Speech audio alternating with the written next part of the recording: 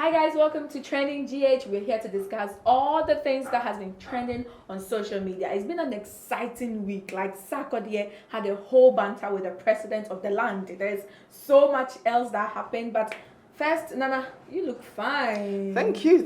You don't look bad yourself. How did they would treat you? It was fine. It was absolutely alright. Nothing new for me. Nothing exciting. Personally, aside the news and aside everything that made noise over social media, my life was basically the same. Right. Next week, we hope you have new exciting stuff to tell us about. But Z is here in all her glory. Yes. How was your week? My week was also normal, aside. I think social media keeps us entertained of right, late. So, yeah, right. Once there's so much banter going on social media, then we are having a great week. So, yeah. Social media keeps us entertained, and we promise to keep you entertained in this week's episode of Trending GA. So, why wait? Let's jump into it. Sarkodie, Happy Day. That song is a jam. So you guys, on Tuesday, Sarkodie released his latest single, Happy Day, which features the one and only hits maker Kwame Eugene. I mean, when you hear Kwame Eugene's name recently, when he features anybody, it comes with, hit upon hit. So a lot of people had high expectations for the song because even before it was officially released, there was a teaser of the song that leaked on social media, and it got everybody talking. So there was a portion of the song where Sarkodie talks about governance and how he uses his medium as a musician to talk about inflation and doomsaw and so on. So if things have changed under the current Akufo-Addo government, then he apologizes and is telling Nana, say Nana Twaso. And then they got a lot of people talking because people were like, okay, election year, Nana Twaso, what's happening? So even before the song came out, everybody said Sarkodie had done a campaign song for the current NPP government. So the next day, the song was officially released, and then people realized, oh, okay,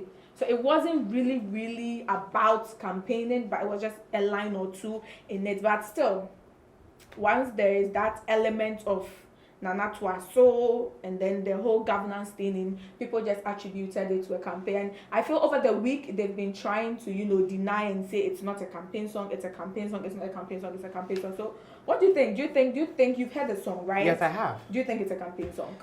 Whether it's officially a campaign song or not, there's an endorsement there. You don't need to keep on mentioning MPP to make it a campaign song. He has endorsed the Nana Akufo-Addo government. My whole point is, I feel he should own up to the endorsement because he has sort of like received props for being able to criticize the government before, from doomsaw to everything that the government was doing. So if you've been able to give them props for the good things, and people, even though don't know how to take it, you should own up to say, yes, I praise them. Because that tweet that came after the whole Twitter banter with the bring a home was totally unnecessary. Right. You have given them props, own up to it, and yes, if they're going to use it for their own means to reach to voters, let them do it. But you have given them props. Absolutely. So Nana spoke about the tweet, and when the song was out and everybody was talking about it, the president came to Twitter, and the president's official account came to Twitter and tweeted that nice song at Sarkodie at Kwame Eugene. Indeed, the battle is still the Lord's. So obviously, it will get a lot of people believing the narrative going around that it's an NPP endorsement song. But quickly and swiftly, Sarkodie responded to the president saying, "Nana emfa bro nyahonre akuko LOL. When I say I ban all parties, shout outs to yourself and JM. But I feel like pointing out the negatives too, so you know how we do." What do you think of the tweet? I mean, Z, what's your understanding of the tweet? You know what? I think a lot of times Sarkodie finds it difficult to, really explain himself. Sometimes he writes a tweet and then it's like it's a whole lot. Too much information going on. I think that was what happened with his response to the president's tweets, because in the song you clearly said there was doomsaw and inflation. I talked about it was the negatives, but now you people have come into power and then you have solved all these things and you've even added free education for my kids, and so continue. So why would you come back and then say, I'm talking about the negatives, I'm talking about both parties? Where's the negatives? Where are the negatives? Right. Like, it just doesn't make sense. Right. So I feel like, Sarkodie fears the heat. even though he thought he was tough enough to come out and say this, he's afraid of the backlash that would come with it. So he was just, in that tweet, he was just trying to, wiggle his way out of it. But, we are not, Ghanaians are not and we didn't buying it. We didn't buy it. Social media didn't buy it at all. And just like he said, the heat of it all was not just only on South Korea, because Kwame Eugene, who was featured in the song, also got some heat, and he also didn't know how to explain himself, or explain why he was part of the song that a lot of people are criticizing. So in his defense, in an interview with Miss G, he said that when the song was sent to him for him to record his part, there was no part of the song that spoke about Nana Tuaso or free education or anything politics concerned. And then, just like I was thinking, and a lot of people on social media were thinking, how about the music video? When you were shooting the music video, did you hear the song play? Because you were dancing shaku to the music video, so you didn't also hear that play. But he's gone back and forth. And do you think Kwame Eugene should even come out to say anything? It was totally unnecessary for me. He should have just kept quiet, and if Sarkodie is receiving the heat, because he didn't even say it was Sarkodie's words. Let Sarkodie receive the heat. I felt like you coming out trying to sort of vindicate yourself or separate yourself from the whole drama makes it look like you are trying to imply Sarkodie ambushed you. Because he sent you a song about something else, and you release it and it's something else, and you don't know what you even went in for. Totally unnecessary. It was never about him. I'm not even sure anybody was bringing up his name, that you have endorsed Nana, you've endorsed Nana. He should have just sang the chorus and sleep. Right. I mean, Kwame Eugene is not the only one who has collaborated with Sarkodie for a whole lot of issues to come up. But then, according to Miss Bell, there are instances that Sarkodie also tries to prevent himself from coming up in controversies in the kind of music he does. So, in an interview this week on Neat FM, Miss Bell brought up Sarkodie in a conversation, and she basically said that there was a time she had a song that she wanted to feature Sarkodie on, and Sarkodie said the song is not fit for his brand and he wouldn't want to feature on such a song. Do you think it's the right cause? I mean, from the story that we've seen going round, Ms. Bell stated that Sarkodie said he didn't want to be part of the song because it was too profane.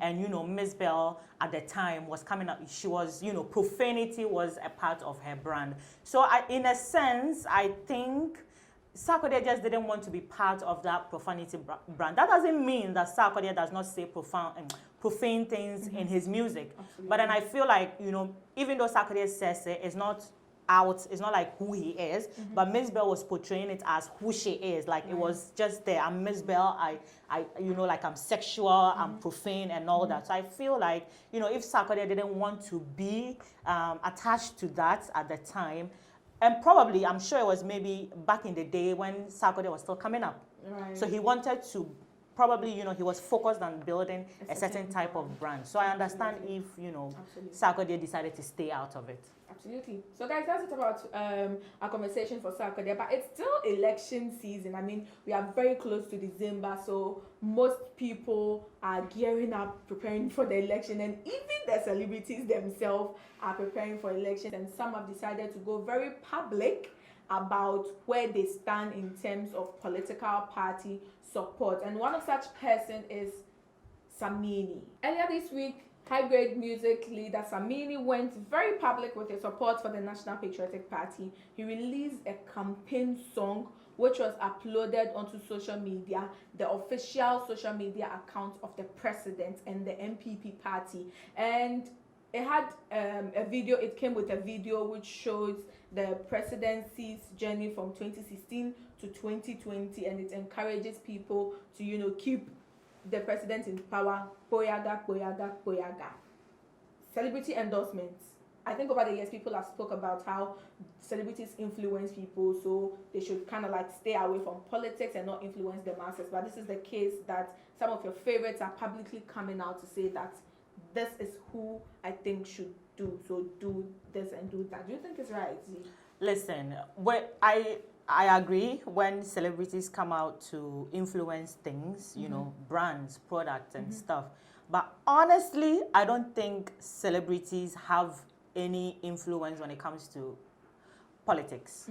That's what I just believe. I just believe when it comes to politics the people are so discerning that they are seeing what policies political parties are bringing. They are looking at their campaign promises, their manifesto, what things are coming in. So I don't really think that when celebrities come out to say, oh, you go and vote for this person, the person is going to sit down and say, oh, wait, you know what? I don't have good water in my area. I don't have good roads in my area. But since, Shatawale said I should join the MPP, I'm going to just jump on and vote for the MPP. So I believe that even though it's good, I mean, they are entitled to also have to also support various political parties based on their also reasons. But for them just saying, making it look like they are the ones going to influence the voters to vote for a certain political party, that I do not agree with. So I don't think, celebrity endorsements really does anything for, political parties. But I also feel like over the years, we've seen that when there are some celebrities who have lost their jobs, not like entirely lost, but like their, influence in the industry have denigrated, since they publicly like endorsed a certain, party. And I think a lot of them who have seen this happen to their fellow, celebrities and all that have decided to stay back. But there are also others who are just party faithfuls. So they say like, no matter what, this is my party. They are not like just endorsing, but like they believe in the party. So no matter what, they are always going to stand for that party. Someone like Rex Omar, he's like a bona fide member of the NDC. So if he comes out and he's really campaigning for them, you don't see it to be like he's just endorsing a political party, but he's a member of it and he supports. Exactly. Okay, absolutely. There's also a section on social media that were saying that these musicians are actors and they're only selling their talents to these political parties. What would you say to that? I mean, he's a musician. What else can he do to add his voice? Sing. If he's an actor, it's his career and the relevance that his career sheds off. But my whole point is, just as Z said, they have the right to own up to who they want to support and publicly say it. But I think the people themselves have to come to the point where they do not see a celebrity endorsement or celebrity public partisan move as something that he shouldn't support or she shouldn't support the celebrity again, because that is a political stance and they have the right to it. But we have seen this in this country so many times where people or celebrities endorse political parties, then years after they're like, they didn't do something for me, they didn't do something for me. Absolutely. So then at the core of these endorsements, at the core of these hat tipping off, is it that you truly really believe that these political parties are right for the people and they'll come and do their job, or you are doing it because you've been paid to do so?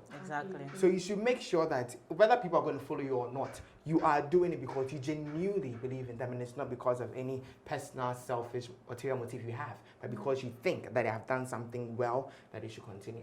Great, thank you so much. Okay, guys, we're moving on to our next story, and like I said, it's election season. The election is around the corner, so a lot of things have been happening on social media in regards to 7th December. And one person who has taken her channel and her medium on social media to educate the public on election, especially when it comes to celebrity endorsements and campaign, is journalist, broadcaster Bridget Otu, who has been missing from the media scene for some time now, but she's very, very visible and vocal on social media. Now, her comments came after Samini's NPP campaign song and also Sarkodie Sakide song, which has been tagged as a campaign song. So she wrote on social media, go out and vote for candidates who best addresses your needs or has the best policies, but it should never be based on celebrity endorsement.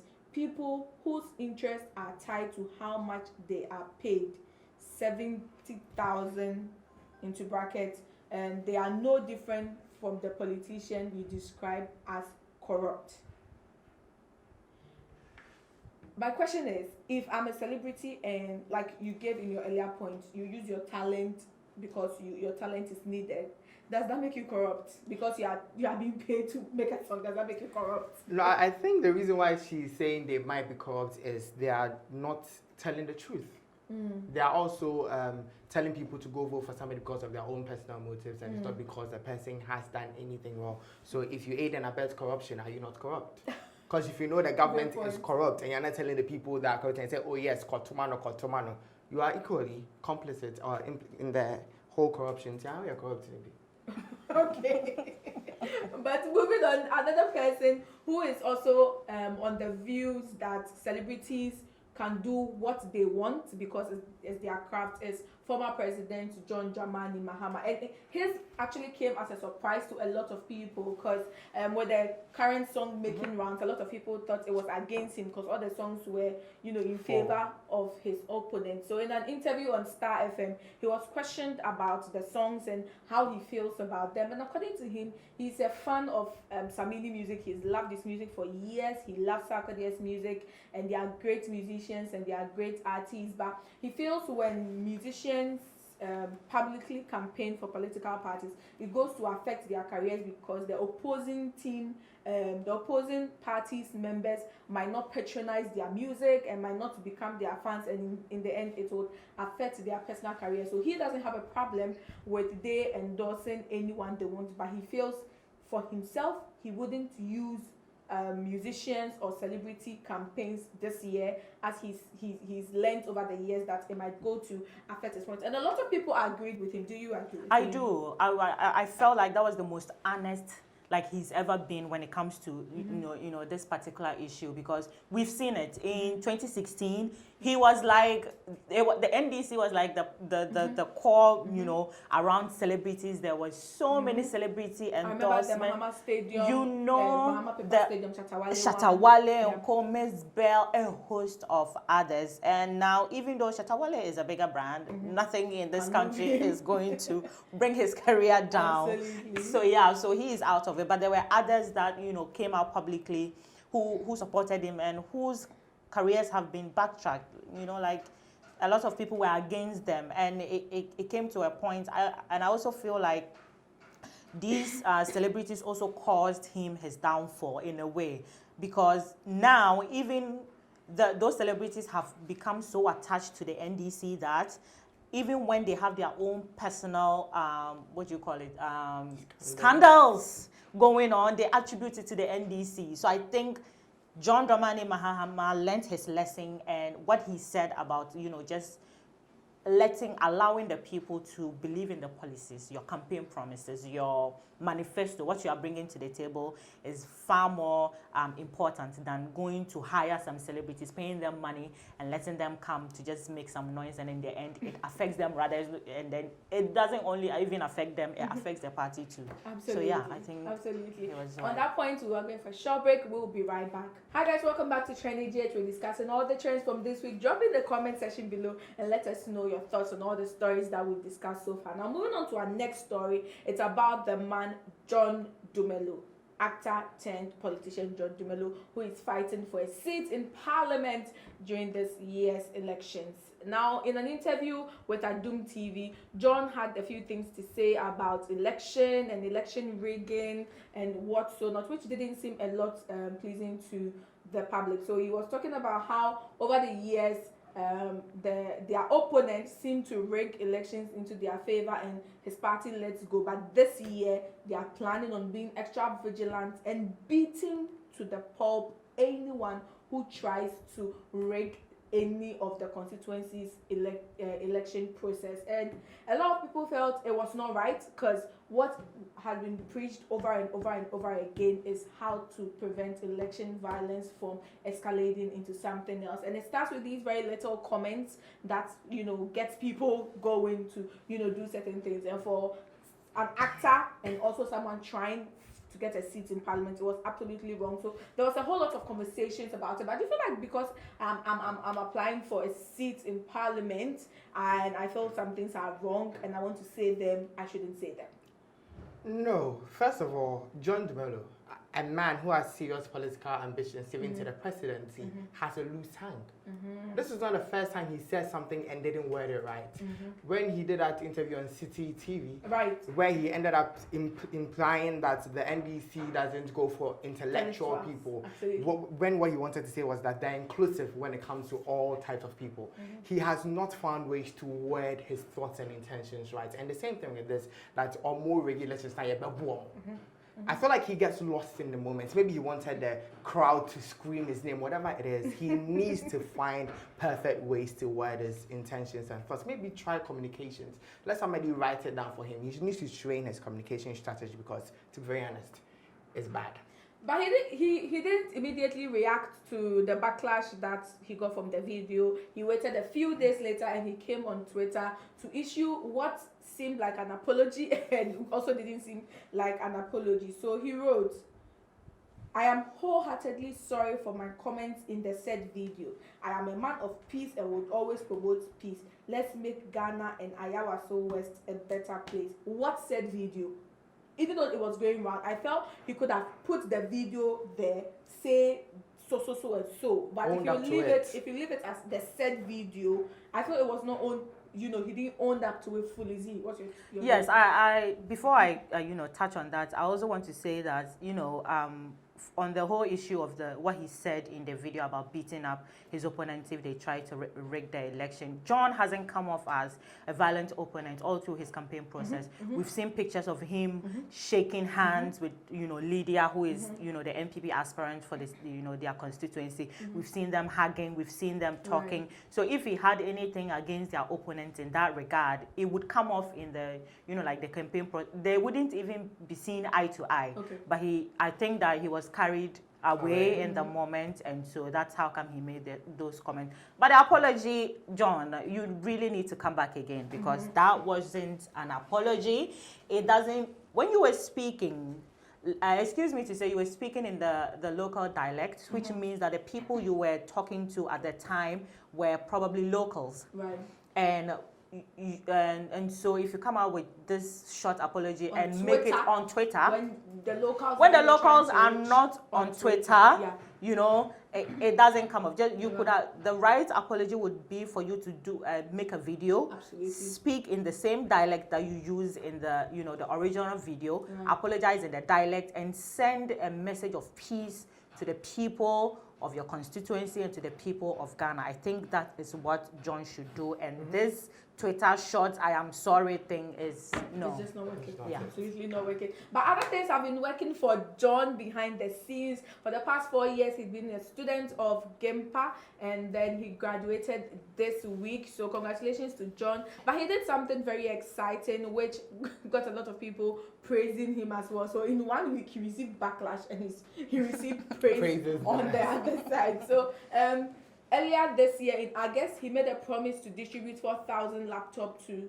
brilliant but needy students in the Ameyaw West Wogon constituency. And he had started, he shared the videos of other things that he had done, but at his GIMPA graduation, the best graduating student, he gifted the student who goes by name Joshua a laptop. And I mean, a lot of people felt it was the right call, in the right direction. So what should you feel like? Is it just campaign? To be honest, when it comes to politicians, you will never know. Right. Even from the whole antics, the photo props of them smiling, them shaking hands. He's also been a bit hostile in terms of speech on TV shows where it says, "My opponents, no, yeah, it's politics." Yes, there are photo ops. Guys, we're moving on to our next story, and it has to do with content creator Kojo Sheldon. And he's one of the topmost, digital content creators in Ghana at the moment. He's a really hot shot. And just when he was, in the period of enjoying his glory and the digital fame and everything, his #1 source of income got terminated.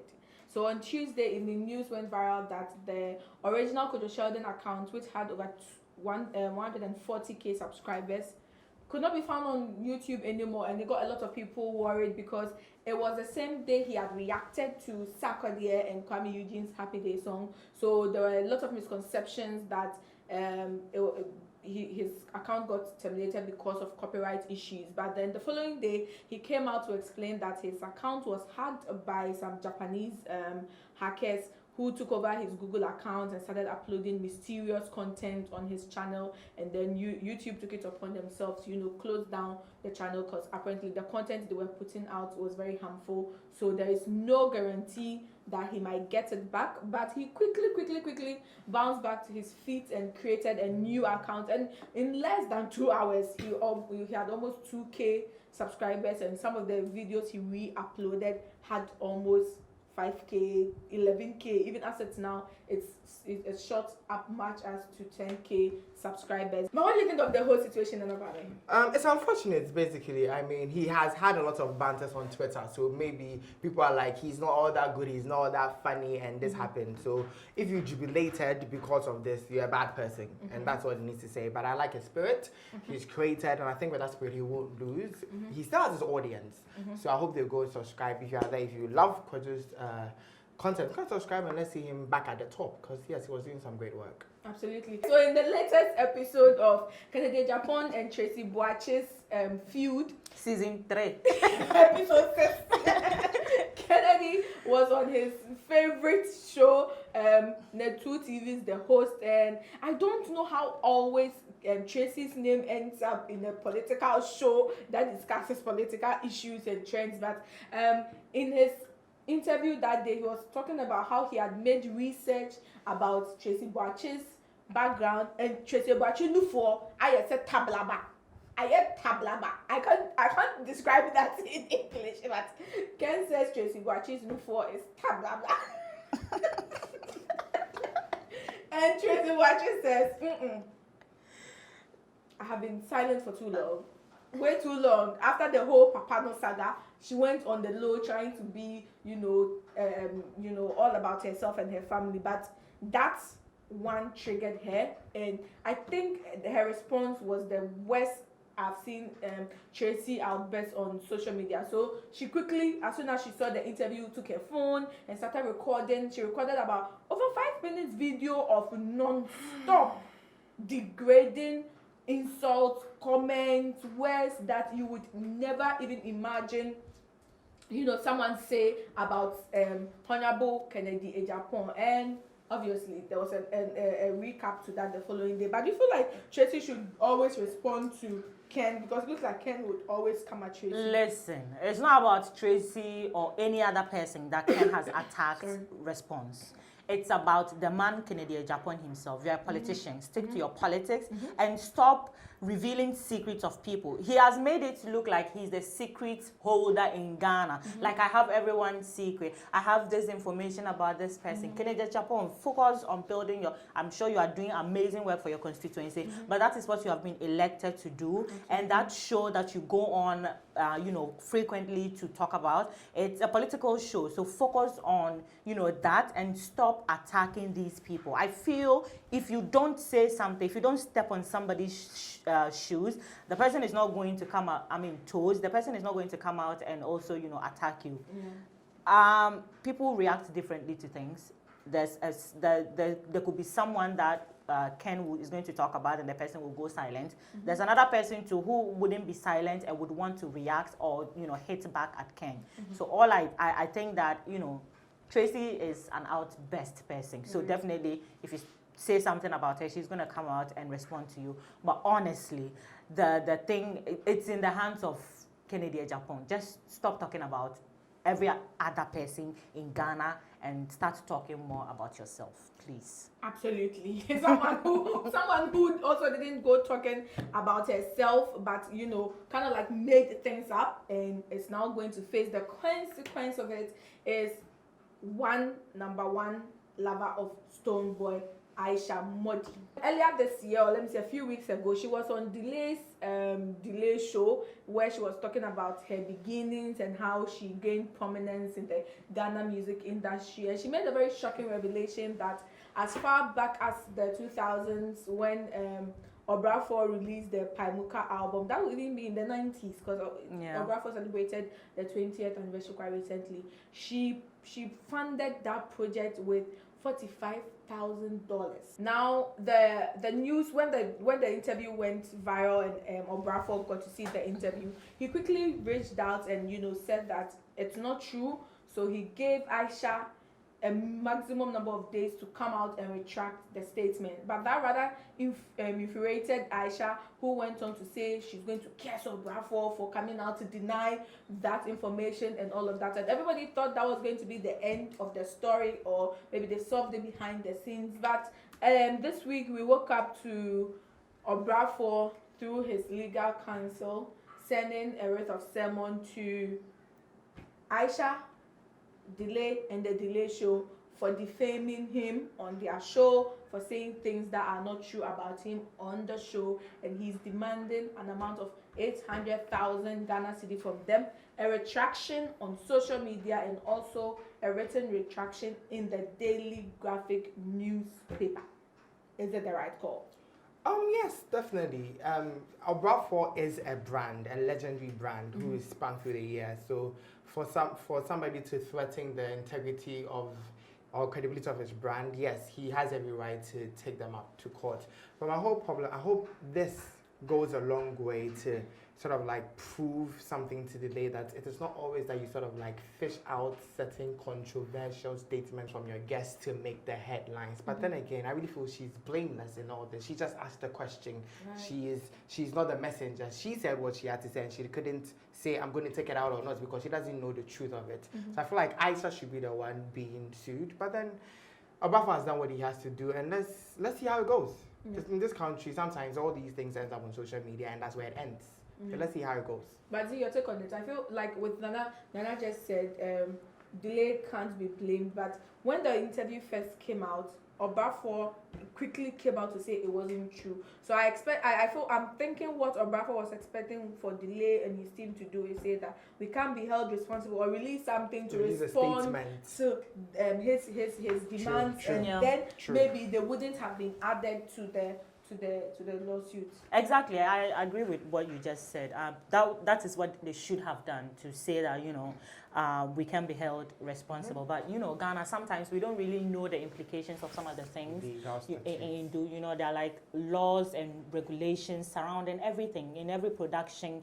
I think in the US, even before you come out to sit down and say a particular thing, there are so many things surrounding it, So we fact check exactly. So I think we don't really have that in Ghana. So Delay probably thought, it wasn't coming out of my mouth. So your interview for more medase, but it wasn't coming out of her mouth, and it was from the guest. So she didn't see anything wrong with it. But I also feel like now that it has been sent to court, if Aisha Modi really produced that album, there should be legal documents to prove it. So so we are going to find out the truth. Which she's actually come out to challenge, to say that she is ready to spend as much as $1 million to drag this issue out if Obrafour is really ready to go all out. So she really has a lot of money, huh? If someone has $45,000 in the 90s, you can imagine. She's mentioned big banks. Absolutely. So we wait to see how this goes and the outcome of it. We've seen a lot of lawsuits, heard a lot about it, and then it always maybe gets worked out in the background or something. So let's see how this also goes, guys. We'll be right back. And don't go anywhere. Hi guys, welcome back. It's still Trending GH. We're moving straight into our segment session, which I know you're definitely going to love this week, because we've got a lot of great stuff for this week's segment. So we're starting off with Shade of the Week. Who were the shadiest people on social media this week? Now, Patapa earlier this week tweeted that I'm endorsing Ghana Freedom Party this year, because there was a lot of endorsements going around. And flag bearer for the Ghana Freedom Party, Her Excellency already? Mami Epiadonko says, Mensuma. I have not sent Mensuma. Patapa. And there. Now me myself single-handedly, I've not seen my end. And you are coming to add your one corner things to my end. Don't come and cover me in the corner.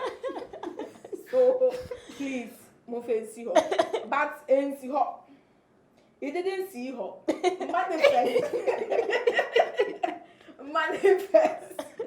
Manifest was also on social media giving it to people also. One Babasa Abubakari said, Manifest, kindly support your father's party and release a song. That was in response to the MPP campaign song we on. And Manifest's father, Chikata, is with the NDC. So he was calling for Manifest to also create a song for the NDC. And Manifest said, which party?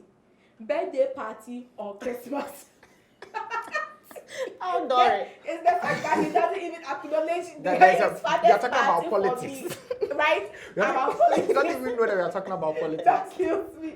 Guys, that's shade of the week this week. Hi guys, we are still on our segment. We are moving on to hot picks of the week, and this time it's Ameyaw tracker, yeah, na na na na na na na. What's the color of this? Is it peach? Looking like a beautiful peach princess.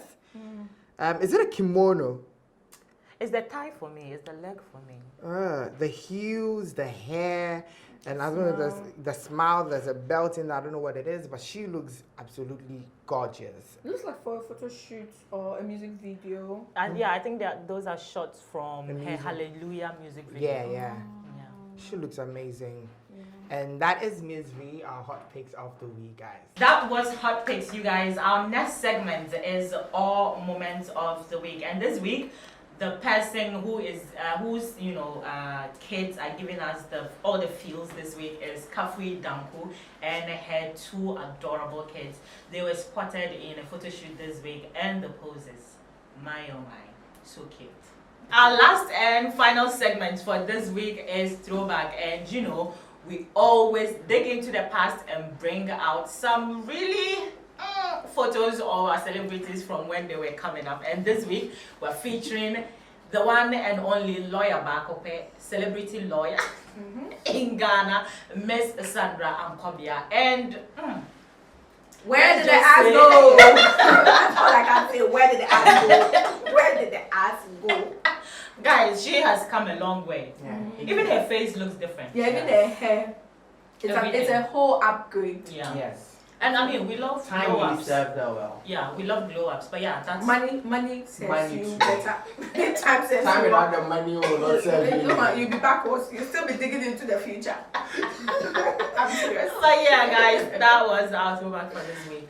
Welcome back, guys. We can't leave you without your favorite trending tunes. So our man VJ Scarrow is on standby to bring you all the great songs you have to listen to this week. You don't want to miss trending tunes with VJ Scarrow. Hey, what's up, my people's boy VJ Scarrow, and this is Trending Tunes on Trending GH. Now, this week I've got 5 amazing songs to share with you guys. Yes, dope songs that you would love to jam with at all times. Let's get it straight at number 5. For this week, number 5, I got Naughty by Unix. Now, this is a new tune off a new EP, High Energy. Now, so you got to check out this song because it is out there and banging everywhere. So check out Naughty by my girl Unix, and that's at number 5 for this week. At number 4, I got the man Kweku Biscuit with Why You Wanna Go. Why You Wanna Go. It's out alongside a dope video. If you've not checked it out, it's time for you to go check it out right now. Streaming on all platforms. Kweku Biscuit with Why You Wanna Go. At number 3, I got Sika by Sister Fia featuring the man Kweku Flake. Sika, money, that's all we need every time. Dope tune banging everywhere, Sister Fia, you know how she does it every time, and this song is no exception. It's a banger. Go check it out, Sika by the beautiful Sister Fia featuring the man Kweku Flake, and that's at number 3 for this week. And number 2 for this week, I got Shezing. Yes, if you're a fancy, you understand the term Shezing. That is Be Strong, and this is by Adina, and it's off a new album dubbed Araba. Yes, so you know Adina at all times, when she steps on the microphone to sing, she kills it. And this song is a song that everybody would love. So guys, it's out there. Go check it out. Shezing by Adina at number 2. And number 1 for this week, I got Nobody by the man Kevin Boy featuring the legendary Jedu Blay Ambly. Perfect collaboration by all standard. Banging tune that you guys will fall in love with it if you listen to it for the first time. Yes, so you got to go check it out right now. It's out everywhere. Nobody by the man Kevin Boy featuring the one and only Jedu Blay Ambly. So that's it for Trending Tunes, the 5 song for this week. Number 5, the beautiful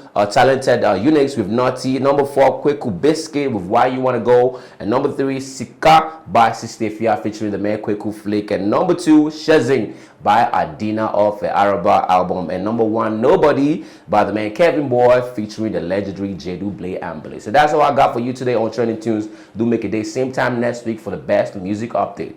We out here. Guys, it's been an exciting episode of this week's Trending GH. We hope you had as much fun as we did. Do not forget to follow us on social media, Ameyaw TV, Facebook, Instagram, Twitter, and YouTube is Ameyaw TV official. Subscribe to our channel and also log on to www.ameyawdeba.com for the latest in entertainment and lifestyle news. Till next week, we will see you again.